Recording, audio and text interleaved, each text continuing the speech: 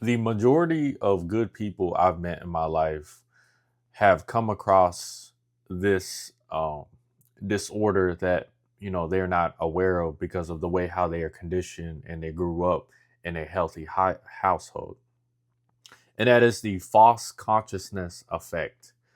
And what that means essentially is that because they grew up in a healthy, loving household with two parents that gave them the right love to grow as an individual, they believe that, hey, this person who's down on their luck, or this person who, is a miserable individual, let me give him some love. Let me give him some love so that way he can come up and grow just like me as an individual. Because that's all we need in this world. Just a little bit some love and a little bit of push, just so that we can feel good as an individual. And don't get me wrong though, some individuals do need it, but also you have to understand that there are people out here who are digging holes in their mental consciousness or in their mental background that you're unaware of.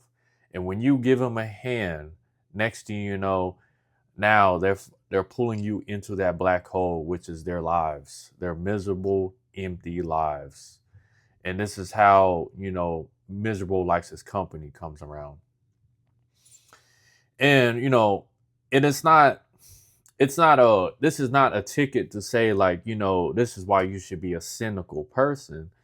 This is what I'm trying to say, is that you need to understand a filter system, just the way how, like, working at a really good paying job filters out the people who actually want to work and benefit the company, and not just want to stand around and just hang out on the clock all day and do nothing.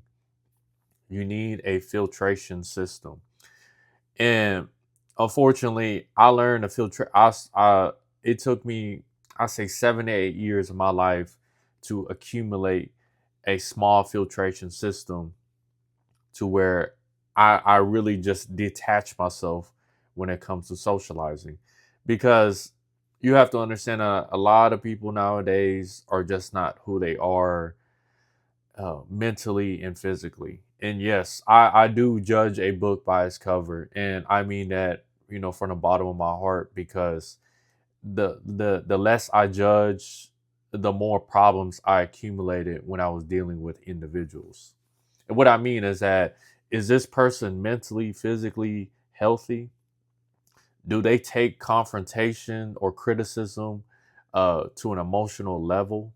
When I say confrontation,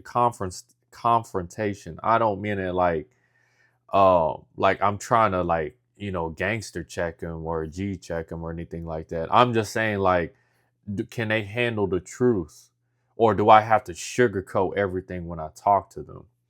Or are they actually talking to me with the way how they actually feel, or are they just manipulating the whole situation of just mirroring my actions and words? Like, for example, I could say, man, I've been hitting the gym lately. I'm feeling strong. I don't know why, but I just feel bigger. And they'll be like, yeah, man, like, dude, I can just see the muscles popping out your shirt. Like, to a regular person, that's understandable, right? Because he's just complimenting you, bro. Like, he's just uplifting you. But in the back of my mind, I'm like, nah, bro. Like, I can't do that. I need I need some criticism. I need some heat, bro. Like, I need some fire. I need to get bigger. I need to get stronger. And I really do mean that. Like, uh, my homeboys, right? They critique me for this all the time because it's pretty funny. I don't like compliments. I don't really, compliments don't really do anything for me. They kind of just, like, they make me feel good in the moment, but then I just move on with life. Like, it's kind of like that awkward interaction, like, oh, thank you so much. Like, and then I just move on. Like, what am I supposed to do with this compliment? Like, I don't know. Maybe I'm just too entitled. Maybe I'm too selfish. But for the most part, as a good person, as I got sidetracked, as a good person, I consider myself a good person. I always have, like, this switch, right, that I can just turn on when I'm talking to individuals. And I don't mean it as in, like, like a bad way. It's just the way how my brain is wired. through traumatic events that happened in my life, interacting with individuals that I thought were on my side, but were the whole time were trying to sabotage my life, or trying to drag me down with them in their black hole of existence. Because in this reality, in this matrix, if you are not going up and you're staying the same, well, you're kind of, you're not you're gonna be associated with that demographic of staying the same and not going up. And I don't mean it like, you're trying to move up with the elites. I'm talking about like you're adding skills to your character. You're making yourself more valuable to the world around you and society.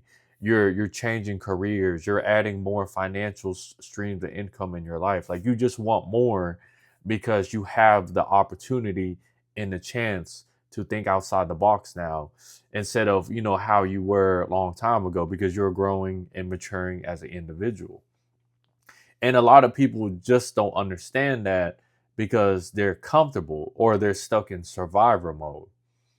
And me being a good human being, I don't like, I'm not gonna, I used to do this, but I used to always try to root people to grow more and get better. But that's not your job. Being a motivator is one thing, but it's just best to just be a good person, listen, show empathy, sympathy, and then move on with your life and focus on what you need to do and grow as an individual. Because at the end of the day, you cannot save anybody. You can only save yourself. And when the time comes, you can decide if you want to help them or not.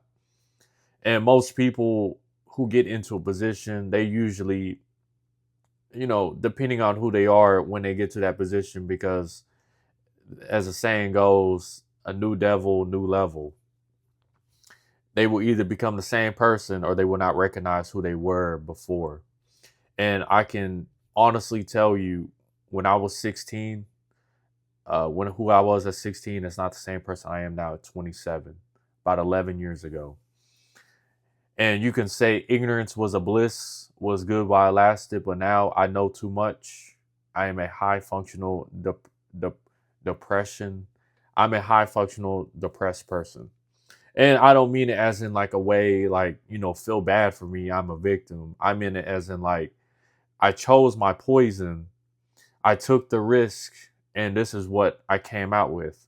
I came out with new experiences. I came out with new levels, new skills, new skill sets, to the point where I don't even recognize my old self. But that's the game. That's what makes life so enjoyable. And the only way to, get better, unfortunately, is to live life with other individuals. But you can't do that when there's bad individuals around you who are trying to drag you down to their level. That's why you have to judge a book by its cover. That's why you have to, let things know upfront who you are as an individual. And how you do that is the way how you talk, the way how you look, and the way how you present yourself.